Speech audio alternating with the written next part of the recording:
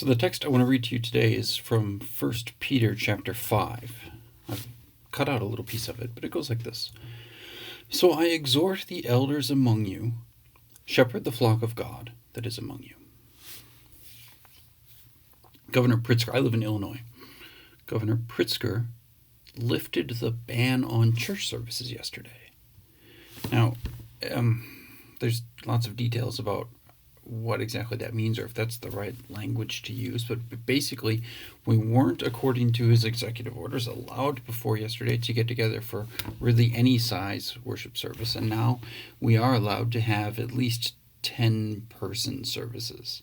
I think some churches I know are going to move to having multiple 10-person services in order to accommodate the governor's executive orders, but also allow people to be able to get back to church. And this is something that my wife and I are really excited about. We have not been to church. I didn't count the first Sunday, but I'm sure it's been over a month now.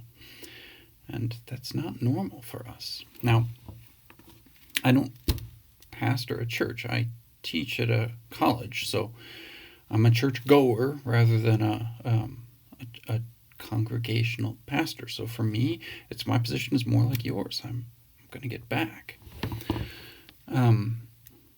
But the fact that I don't serve a congregation is what made me hesitate to start making these videos in the first place, or posting these devotions, because I didn't want to support what you kind of observe sometimes as a sort of Christian on my own model for the Christian faith, as though I don't need church. I don't need the gathering of other Christians to support me. I don't need the pastor to preach the word of God to me that I either am unwilling to hear or unable to hear.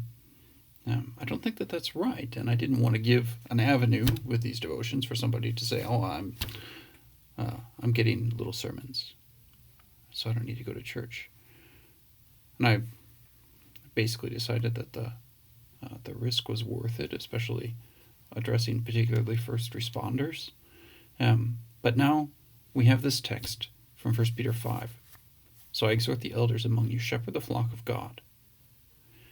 And so I just want to give you guys this bit today, that the idea that you have a pastor who shepherds you as one of the children of God, or shepherds you as a member of God's flock, let's say it that way. It's not very welcome today to be called a sheep. But God has given us these shepherds. And the rest of this passage, the part that I cut out for the quote up at the top, tells you how they're supposed to be, what God expects of them. So it says that they're to shepherd the flock, exercising oversight, not under compulsion, but willingly, as God would have you, not for shameful gain, but eagerly, not domineering over those in your charge, but being examples to the flock. Right? They're not supposed to force us to anything. They're not supposed to do it for their own gain, although we certainly try to pay them enough to live at least a life similar to our own. And they're not supposed to domineer over the congregation, but be examples to it. Right? And those are one of the tools that God uses, I would say it that way, to take care of us and to keep us in his hands. So if you don't have a church, I'd say find one. Some historical study would show that times like this, war times of big disasters, usually lead to people sort of flowing back into the churches. And we have the weird situation right now that people can't because the churches are closed. Well, now just a little bit the churches are opening up. And the fact that it's happened before doesn't mean that we're too cool for it to happen now. If you don't attend a church, I'd suggest you look for one. Make a couple phone calls to some pastors. Talk to some friends of yours who are Christians and see where they go. There's a blessing and a gift of God there. I would say it this way, in a pastor who takes a passage like 1 Peter 5 seriously.